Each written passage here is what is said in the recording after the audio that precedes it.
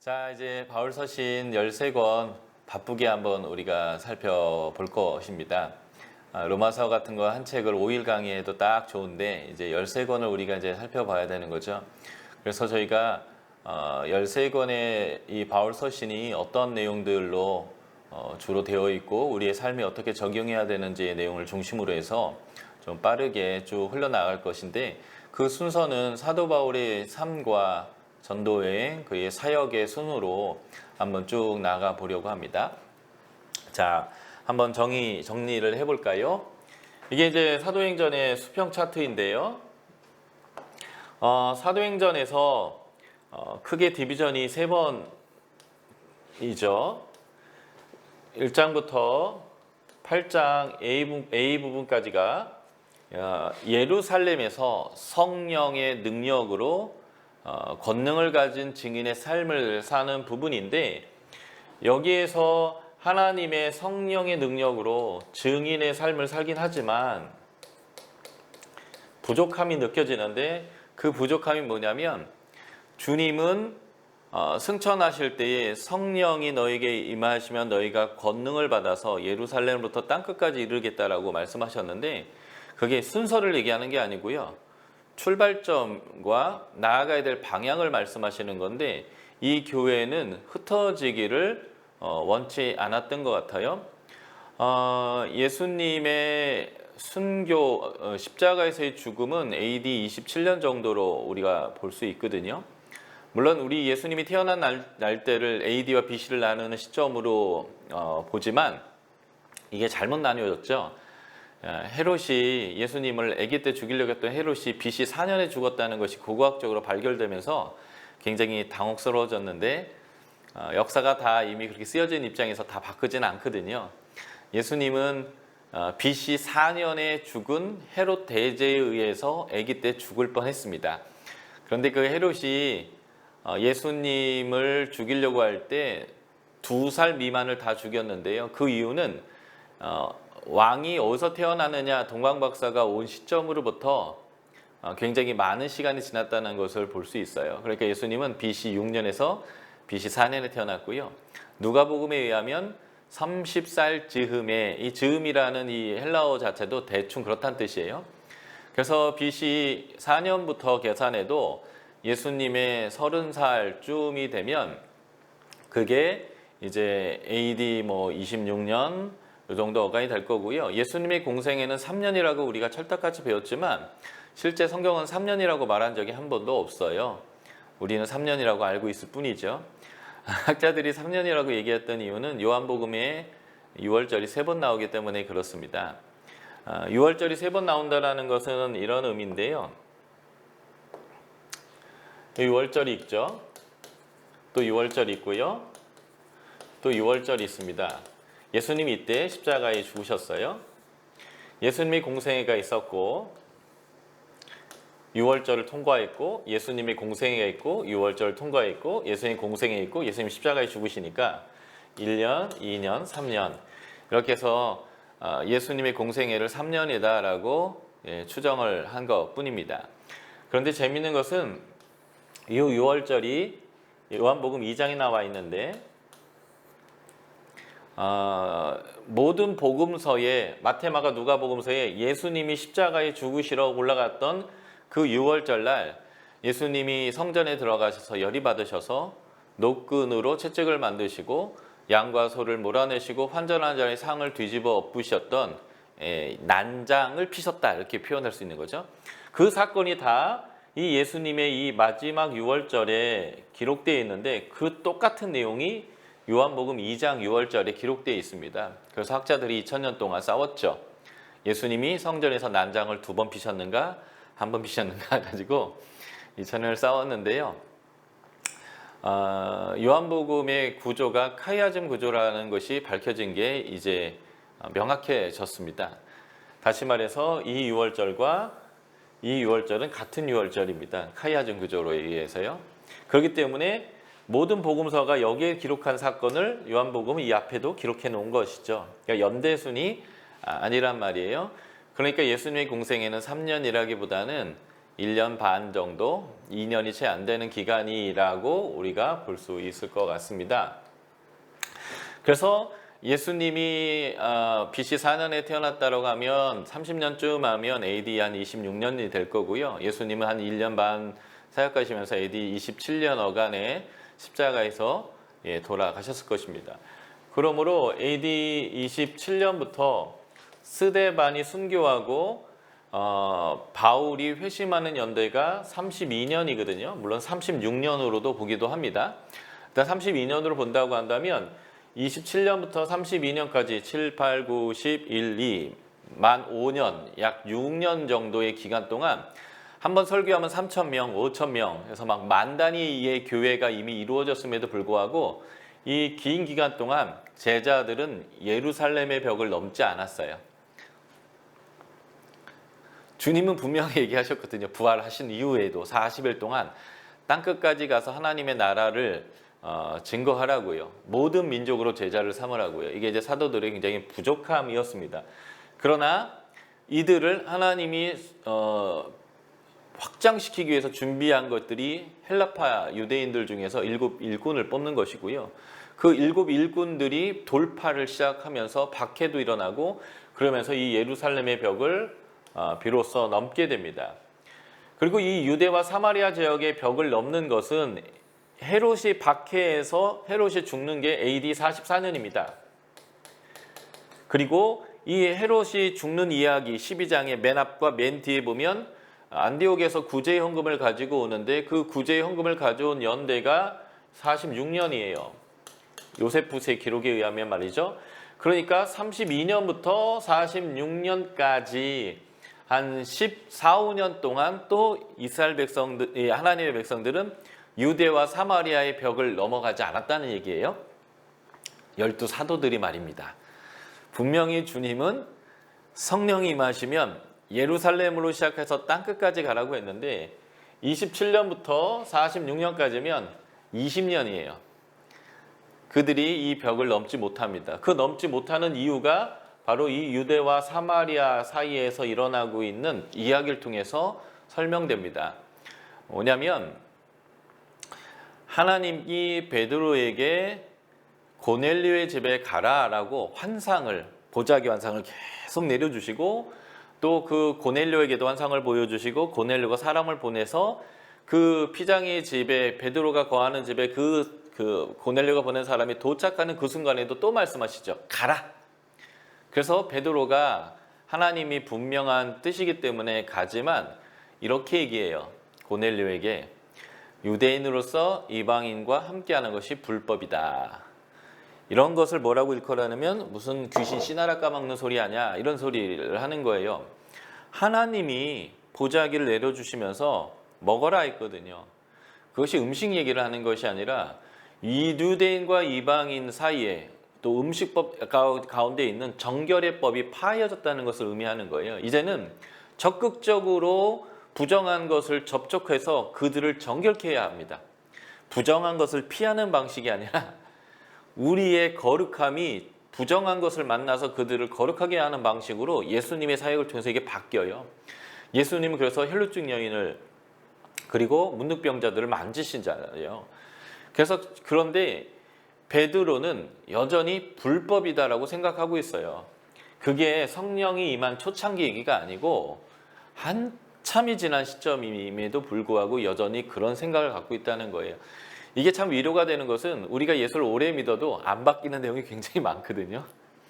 그래서 안 바뀌고 주 앞에서 불순종하는 내용 때문에 하나님이 확 죽여버려도 시원치 않을 수 있는 상황에 놓여 있음에도 불구하고 우리에게 여전히 긍휼이 있음을 이 베드로의 사건을 통해서 보는 거예요. 근데 더 다행스러운 것은 뭔지 아세요? 하나님이 포기하지 않고 우리의 생각과 사고와 우리의 가치를 하나님의 것으로 맞춰주시고 있다는 게 이 사도행전에서 보여주는 핵심 메시지예요. 계속적으로 말씀하시는 거죠. 그래서 베드로가 어떻게 깨닫냐면 불법인 줄은 아나 하나님이 말씀하시니 하나님이 말하니 해야잖아요. 그래서 가서 했단 말이죠. 그래서 설교를 하는데 성령이 임해버리는 거예요. 보통은 설교하고 그 사람이 나 예수 믿겠습니다 하면 물세례 주고 물세례 준 다음에 안수를 했더니 또 성령 세례가 임하고 이게 이제 일반적 패턴인데 이 이방인의 집에서는요, 하나님이 급하셨는지 성령 세례부터 부어주시는 거예요. 이것도 설교 중간에. 그래서 베드로가 이렇게 했으니까 머리 긁적긁적하면서 아유, 성령 세례 받았는데 물 세례 받는 게 뭐가 문제냐 해서 물 세례를 나중에 거꾸로 주게 되는 이 일을 하게 됩니다. 이게 베드로의 생각을 바꿔놓게 되는 아주 중요한 경험이 되는 거죠. 베드로가 이 사건을 마치고 예루살렘에 갔는데 예루살렘이 난리가 났습니다. 베드로한테 막 신란을 하고 난리가 났어요. 너 유대인으로서 하지 못할 짓을 왜 하고 다니냐. 그러니까 유대에 있는 12사도, 베드로를 빼면 11명의 사도나 유대의 교회 지도자들도 여전히 생각이 똑같은 거예요. 그러니까 사도 바울이 전하는 복음을 수용을 못하는 거죠. 율법이 아니라 믿음으로 구원 얻는다라는 이거를 수용을 못하는 거예요. 그러니까 초대교회가 잘못됐다기보다는 성장의 과정, 하나님 앞에서 올바름이 무엇인지를 배우는 과정을 하는 거예요. 유대인이 BC 1400년부터 1400년 동안 그들이 가지고 있었던 성경에 대한 해석을 바울이 뒤집어 버린 거거든요. 하나님의 계시 안에서. 그 1400년의 역사를 한순간에 한 명이 뒤집은다고 해서 그걸 홀라당 바꾸는 것도 쉬운 건 아니에요. 그렇게 쉽게 바꾸는 것도 이상하죠. 근데 하나님은 그것들을 성령 안에서 써가고 있는 게 지금 이 바울 서신이다라고 여러분들이 이해하시면 좋겠고요. 베드로가 교회 공동체한테 설명을 해요. 하나님이 어떻게 하셨는지. 보자기 환상부터 그 고넬료부터 온 사람이 왔을 때 가라고 하신 얘기, 가서 내가 설교를 하는데 당황스럽게 성령이 임한 사건, 세례를 놔준 사건, 이런 내용들을 쭉 설명했을 때 성령의 공동체의 아주 독특함이에요. 나는 틀렸다고 생각하는데 하나님이 그렇게 하고 계신다면 그게 맞는 거겠지. 이게 베드로와 예루살렘 공동체의 위대함이에요. 자기 생각을 바꿀 줄 아는 거예요. 나중에 바울도 마찬가지입니다. 나는 아시아 지역을 전도하고 싶어요. 내가 계획을 짰어요. 나는 계획적인 사람이에요. 나는 계획을 세우면 반드시 이루는 사람이에요. 바울은 그런 사람이죠. 그러니까 마가라하고 요한이 중간에 도망가잖아요. 아주 괴약해서. 그런데 하나님이 아니라고 하면 바울도 아닌가 보다 하고 유럽으로 넘어가 버린단 말이에요. 이게 제자의 삶에서 되게 중요한 부분입니다. 우리는 늘 부족해요. 다 알 수 없습니다. 다 알면 교만해져요. 우리는 하나님이 아니죠. 그래서 우리는 다 모자라고요. 다 알 수 없습니다. 그래서 하나님의 음성을 들어도요, 명확하지 않습니다. 그리고 나만 들었다고 해서 그것이 옳은 거라고 확정할 수도 없어요.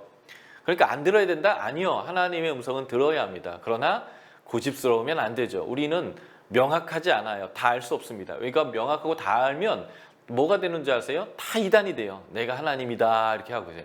그래서 우리는 겸손함이 필요하죠. 그래서 베드로조차도 그 끝을 모르는 하나님의 인도함을 받으면서 사역을 했고요. 바울조차도 그 끝을 모르는 하나님의 한 걸음 한 걸음 인도하는 것에 따라 가면서 나는 이런 계획을 세웠어도 주님이 이거라고 한다면 뜻을 바꿔야지 하면서 수시로 하나님의 인도함을 받는 삶을 살았습니다. 이렇게 성령을 받은 사도들과 교회 공동체의 사고를 바꾸는 과정에서 하나님이 또 무슨 일을 하셨을까요? 하나님이 또 하신 일은 바로 이 9장에서 사울이라고 하는 유대인을 회심시켜 복음을 전하는 하나님의 위대한 사역자를 준비하셨다는 거예요. 그러니까 여기서부터 여기까지는요, 생각을 바꾸고 사람을 세웠습니다. 자, 여기 6장 7장에서 구제의 문제로 문제가 생겼을 때 사람을 세워서 돌파가 일어났듯이 하나님은 여기서 또 사람을 세워서 돌파를 이루게 되는데 그게 바로 전도여행을 시작하는 거예요. 제가 어제 표현했던 최초로 자발적으로 선교를 시작한 거죠.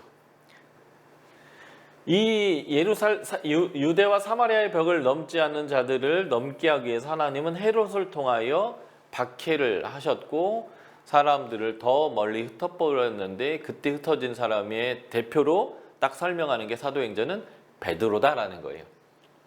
죽을 뻔했거든요. 이제 예루살렘에 더 이상 머물 수 없어요. 그래서 그의 착고가 풀리고 감옥에서 풀려나와서 여전히 꿈인가 생신가 하는 이 인간을 하나님이 계속 밀어내서 이제 유대 밖으로 밀어내 버렸단 말이죠. 그런 일과 동시적으로 이제 13장부터 적극적인 순종에 의한 선교사 파송이 일어나는데 이게 1차 전도행이라는 거죠.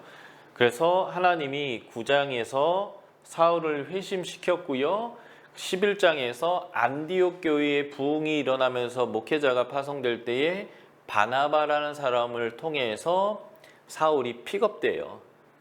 그리고 목회자로서 복음 사역자로서 그가 전면에 등장하기 시작하고 그 교회에서 성령의 계시를 따라 바울과 바나바를 선교사로 파송하는 일을 하면서 본격적인 1차 전도행이 시작되고 바로 이 1차 전도행 이후부터 사도 바울이 전도한 교회들을 향하여 그 교회에 문제가 있거나 더 가르쳐야 될 것이 있거나 해결해야 될 문제가 있을 것에 대해서 사도 바울이 직접적인 해답을 성령 안에서 주고 있는 책들이 바울의 서신들이고 그것이 13권 우리에게 남아있다. 실제로는 더 많은 편지를 사도 바울이 썼어요. 골로새서 보면 라오디게아에 보낸 편지가 있다. 그거를 받아 읽어라. 뭐 이런 얘기들이 있거든요. 그 외에 고린도에서 보면 우리가 고린도 전후서는 바울이 고린도에 보낸 편지 4개 중에 2번째, 4번째 편지입니다. 첫 번째, 세 번째 편지가 없어요. 그러니까 있긴 있었는데 소실된 거죠. 정경으로 들어오지 않은 거예요. 이런 것들 포함해서 훨씬 더 많은 바울의 편지가 있었지만 정경화 과정에서 13권이 우리 가운데로 이제 남아있게 되었다라는 것입니다. 자, 이제 전도여행을 출발해 보도록 하겠습니다. 자, 1차 전도여행이고요. 이 안디옥에서 전도여행을 시작하는데 그 첫 번째 출발점은 구브로입니다. 키프로스이고요. 왜 여기로 전도여행을 갔을까 저희가 생각해 볼 때 이 안디옥은 키프로스, 구브로 출신 사람들이 세운 교회이고 이 교회의 목회자가 또 구브로 출신의 바나바이고 그래서 훨씬 더 이 구브로에 대한 애정이 있어서 여기로 출발하지 않았나 싶습니다. 살라미를 거쳐 바베에 이뤘고 어제 제가 말장난을 조금 했는데 바울이 서기오 바울에게 전도를 하는데 예수를 전하는데 바예수, 예수의 아들이 예수를 못 전하게 해서 눈을 멀었다가 눈을 떴던 바울이 그 자신처럼 박해를 하는 그 반대자의 눈을 멀게 하는 역사를 보여주는 거죠. 사도행전은 그 희년을 중요시합니다.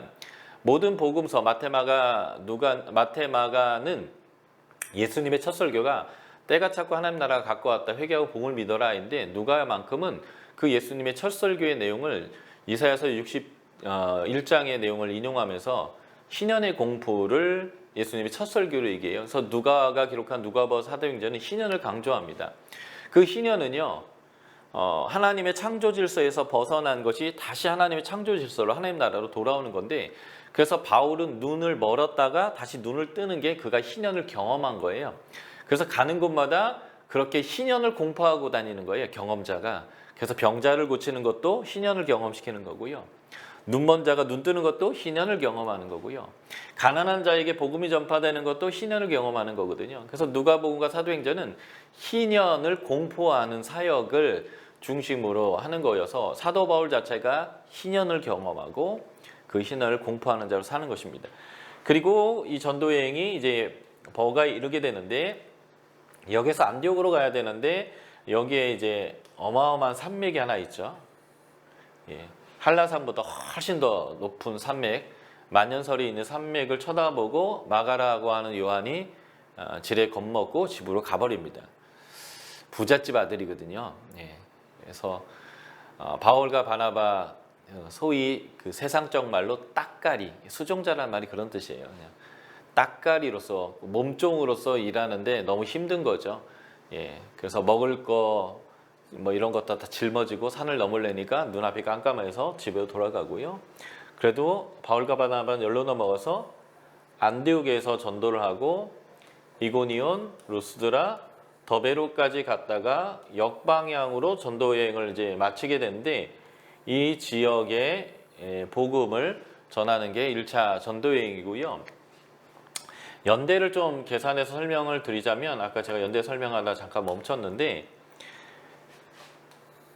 이 12장의 구제의 연도가 46년이에요. 46년 얘기 중간에 44년에 헤롯이 죽은 얘기가 나왔죠. 그래서 1차 전도여행은 46년에서 48년 정도로 추정을 하게 되고요. 그 다음에 15장의 예루살렘 공회가 49년 정도의 기록이 됩니다. 이 기록에 대한 연대에 대한 계산들은 대충 그렇다라는 것이 정확하지는 않아요. 왜냐하면 2000년 전의 기록이기 때문에 2000년 전에 연대를 또 표기를 하지 않았기 때문에 그렇고요. 학자마다 1년이나 몇 달 이상의 차이는 늘 발생하는 연대라는 것을 기억하시면 좋겠는데, 일종의 절대 연도가 있어요. 이게 왕들이나 총독과 관련된 연대는 역사 기록에 정확히 남아있기 때문에, 그래서 12장의 헤롯 아그리파 1세가 죽은 연대는 44년이라는 것은 굉장히 정확한 연대일 수 있고요. 그리고 18장의 고린도에서 사도 바울이 고소당할 때 아가야의 총독이 부임했던, 그리고 2년 동안 거기에서 했기 때문에 그 총독의 그 연도가 되게 정확하고요. 벨릭스와 베스도가 총독으로 있는 유대 지역에서 재판을 받을 때 베스도가 부임한 지 얼마 안 돼서 바울을 불러들여요. 그래서 베스도의 부임 연도와 벨릭스의 그 총독으로서의 그 마무리 연대가 정확하거든요. 이런 연대들이 절대 연도여서 이런 연대를 기준으로 앞뒤를 맞춘 연대이기 때문에 약간의 편차가 있다는 걸 보시면 좋겠고요. 2차 전도여행은 50에서 52년 정도로 되겠고, 3차 전도여행은 53년에서 57년이 되고, 예루살렘에서 2년 동안 잡혀 있게 되는데, 그때가 이제 57년에서 59년 이 정도가 되겠고, 그리고 이제 사도 바울이 로마로 후송돼서 로마에서 60에서 62년 이 정도의 연대의 계산법 안에서 지금 연대가 흘러가고 있고요. 바로 이러한 연대 안에서 사도 바울의 전도여행의 이야기들을 우리가 이제 보면서 바울의 책들을 살펴보면 좋겠다라고 보시겠습니다. 자, 1차 전도여행은 성령의 지시하심을 따라서 이방을 위한 선교사가 세워졌고요. 이방 지역을 향한 첫 번째 전도여행이라는 점에서 굉장히 중요한 의미를 갖습니다. 물론 스데반의 박해 때에 전 세계로 흩어진 사람들이 다른 곳에서도 복음을 전하는 일들이 있었겠지만, 안디옥 위에는 그거에 대한 기록들이 나와 있는 것들이 없기 때문에 이것을 아주 의미를 부여하는 거다라고 보시면 좋겠고요. 그래서 이 전도여행은 남갈라디아 지역을 중심으로 이루어졌고요. 이 사도 바울이 1차 전도여행 했던 지역을 중심으로 갈라디아서가 기록했다라고 보여지면 됩니다. 남갈라디아라고 하는 의미는 어떤 의미냐면요. 로마의 지도가 이렇게 위로부터 아래까지 쭉 갈라디아 지역입니다. 원래 갈라디아는 이 윗지역인데요. 로마가 행정구역을 재편하면서 원래 갈라디아를 이 아래까지로 늘려버렸어요. 그래서 이 원래의 오리지널 갈라디아에 이 편지가 보내진 건지, 아니면 사도 바울이 1차 전도 여행한 갈라디아 지역에 편지를 보낸 건지에 따라서 이 갈라디아서의 기록 연대가 갈리게 되는데요.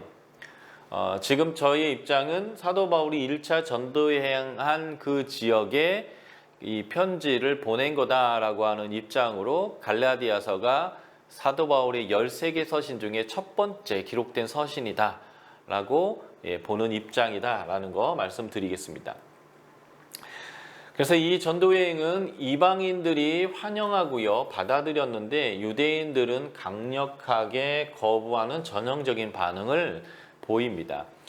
유대인들이 강력하게 저항하는 이유가 있겠죠. 그 이유는 첫 번째, 예수가 그리스도다라고 하는 이 고백이 거슬리는 거죠. 왜냐하면 유대인들이 메시아도 못 알아보고 죽였다라고 하는 이것을 받아들이기가 너무 어려웠기 때문에 그렇고요. 그리고 이제 받아들였다 해도 기독교인들이 또 사도 바울을 받아들일 수 없었던 이유는 율법을 지킬 필요가 없다라고 말하는 것처럼 들렸기 때문에 그래요. 제가 사도 바울 서신을 말씀드릴 때 사도 바울은 율법을 지키지 말라라고 얘기한 적이 없다. 율법을 잘 지켜야 된다라고 말했다라는 것을 제가 여러분들에게 증명할 겁니다. 그러나 듣고 싶은 대로 들리는 거죠.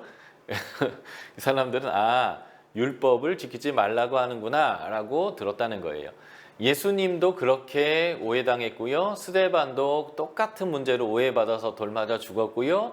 사도 바울도 똑같은 문제로 오해를 받습니다. 여러분들이 이미 사도행전 배우셨지만 사도행전 21장에 예루살렘에 도착했을 때에 사람들이 사도 바울을 환대하는데 야고보가 요청하는 게 있어요. 우리 기독교인들 중에 유대인들이 많은데 그들은 율법을 잘 지킨다. 그들이 보기에 너는 오해의 여지가 너무 많아. 그러니까 네가 율법을 잘 지킨다라는 것을 보여주는 측면에서 여기 서원을 마친 사람들이 있는데 그 사람들이 서원을 마치는 머리를 밀고 제사를 드려야 되는 비용을 네가 대라. 그래서 네가 율법을 지키는 사람인 것을 그들에게 보여줘서 너에 대한 오해를 좀 해소시켰으면 좋겠어. 이게 이제 사도 바울이 회심한 게 32년이고요. 예루살렘에 도착한 게 57년이에요. 25년이 지났는데도 똑같이 사도 바울이 누구에게? 기독교인이고 사도들에게 오해를 받고 있는 요소를 갖고 있다라는 것을 보여주는 거죠. 그래서 사도 바울의 복음은 유대인들에게는 거절을 많이 당했고요. 이방인들에게는 환영을 받았습니다. 유대인들은 세상의 인간을 딱 두 종류로 구분합니다. 사람과 개만도 못한 이방인. 사람은 누구냐면 유대인이에요. 그리고 할례받지 못한 개만도 못한 이방인, 이렇게 해서 세상의 인종을 딱 두 개로 유대인과 이방인으로 하는데, 그래서 이방인은 사람이 아니죠. 그래서 사람이 되려면 하나님을 받아들여야 되고요. 그 받아들인다는 증표로서 할례를 행해야 되고요. 율법을 지켜야 되고, 그리고 율법이 말하는 음식법과 날과 절기를 지켜야 사람이 되는 겁니다. 그런데 유대인들이 그렇게 살 수는 있을지 모르지만 이방인들이 이방사에서 그렇게 사는 게 너무 불가능한 거죠. 그래서 회당에 출입하지만 개종을 하지 못하는 경건한 이방인들, 하나님을 두려워하긴 하지만 유대인처럼 되지는 못하는 사람들이 있어요. 이 사람들은 사람도 아니고 또 짐승도 아니고 반반쯤 되는 그런 인간입니다. 그런 인간들에게 사도 바울이 와서 이렇게 얘기하는 거죠. 율법 다 필요 없다. 오직 예수만 믿으면 하나님의 백성이 되고 하나님이 의롭다고 인정해 주신다라고 하니까 소위 이 사람들이 환장을 하면서 그런 비밀함이 있었느냐 하면서 그 사람들이 이제 복음을 받아들이게 되는데, 회당에서 이방인을 이미 전도했던 유대인의 입장에서는 사도 바울은 신천지인 거죠. 굳이 회당에 기어 들어와가지고 딴 데보다는 회당을 중심으로 와가지고 꼭 회당에 설교할 사람이 있으면 손들어 그러면 제일 먼저 막 뒤에서 막 손들었고 난리를 쳐가지고 손을 들어서 나와가지고 설교는 기가 막히게 하는데 보니까 사람들을 미혹시켜서 다 회당에서 빼나가는 거죠. 정확히 신천지죠. 근데 이제 하나님의 온전한 복음을 전하는 건데 유대인들의 입장에서 그렇게 보인다는 거예요. 그래서 사도 바울이 계속 박해를 받고 고소를 당하고 돌을 맞고 하는 일들이 반복됐던 이유는 바로 유대인들과의 이 강력한 충돌 때문에 그런데 그것 자체가 사도 바울의 사도적인 증거라고 얘기했습니다. 사도행전 9장에 보면 네가 얼마나 많은 고난을 당해야 될지 내가 너에게 말해주겠다. 진정한 복음을 전하면 예수님도 십자가에 못 박혀 죽임을 당했고요. 베드로와 12사도들도 사도행전 1장부터 8장 사이에 보면 계속 고소받고 감옥에 들어가게 되고 얻어맞습니다. 그리고 예수의 부활을 전하지 말라고 계속 위협을 당하는데 그것이 바로 사도적인 삶의 한 모습이다라고 볼 수 있겠고요. 결국 이러한 정형적 반응, 유대인들은 거절하고 이방인들은 수용하는, 물론 소수의 유대인들이 수용하긴 하지만 말이에요. 크게 보자면 그렇게 되는 거고요. 이때 아주 중요한 가르침이 바로 믿음으로 말미암는 의, 예수의 피로 말미암아 하나님과 우리의 관계가 화해되었다. 이게 의롭게 되었다라는 말이라고 어제 말씀드렸죠. 예, 도덕적인 완결이 예수의 피로 된다는 의미가 아니라 하나님과의 만남의 관계가 원활해졌다, 화평케 되었다라는 거고요. 그 화평케 됨을 통해서 하나님을 알아가다 보면 도덕적인 부분까지도 바르고 옳은 상태로 바뀌어가게 되겠죠. 그렇게 되는 것을 성화되어져 간다라고 표현하고요. 그래서 나중에 영화롭게 되기까지 그리스도의 완전에까지 이르게 되는데 그 출발점이 믿음으로 말미암는 의라는 것인데 이 부분을 유대인들은 아니다. 할례를 행해야 되고 음식법을 지켜야 되고 율법의 날과 절기를 지키는 이러한 행위적인 의무들을 통해서 그 하나님에게 나아간다라고 얘기하는 거예요. 문제는 지금 한국 기독교가 바로 이 유대인들과 같은 행동을 취한다는 거죠. 하나님만으로 의롭게 되어지고 하나님과 관계되어지는 게 아니라 주일 성수를 해야 되고 11조를 내야 되고 교회 봉사를 해야 하고 아니 그것은 중요한 하나의 과정이고 신앙생활하는 하나의 패턴일 뿐이고요.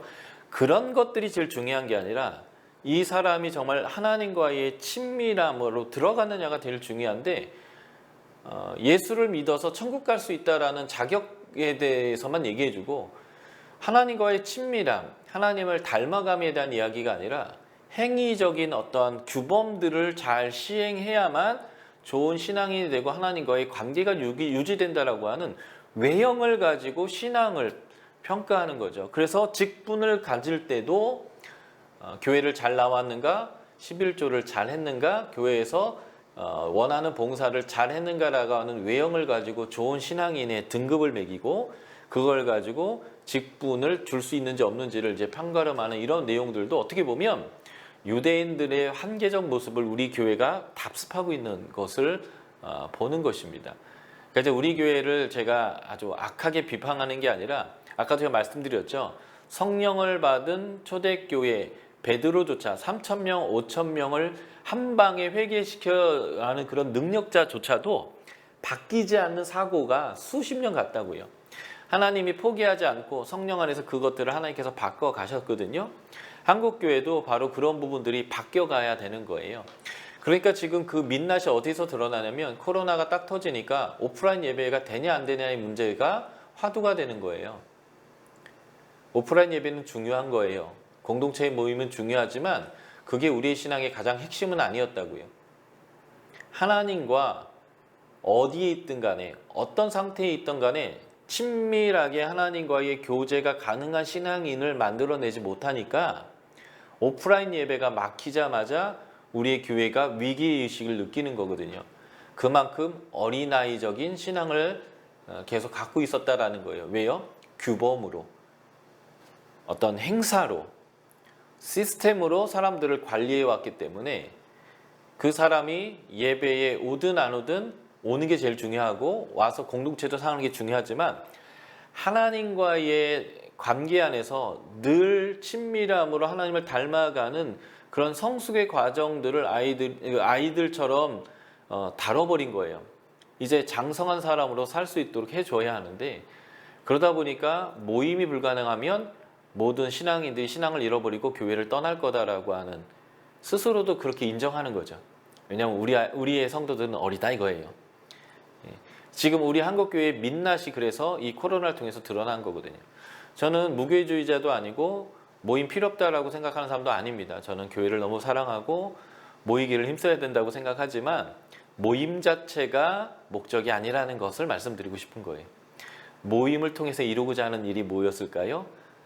하나님하고 친하게 지내는 방법들. 그래서 언제 어디서나 하나님과 친밀함으로 성장할 수 있는 기독교인들을 만들기 위한 모임인 거죠. 그리고 그들을 세상에 파송하기 위한 모임이어야 하는 건데 우리는 모임이 목적입니다. 마치 그렇게 보여요.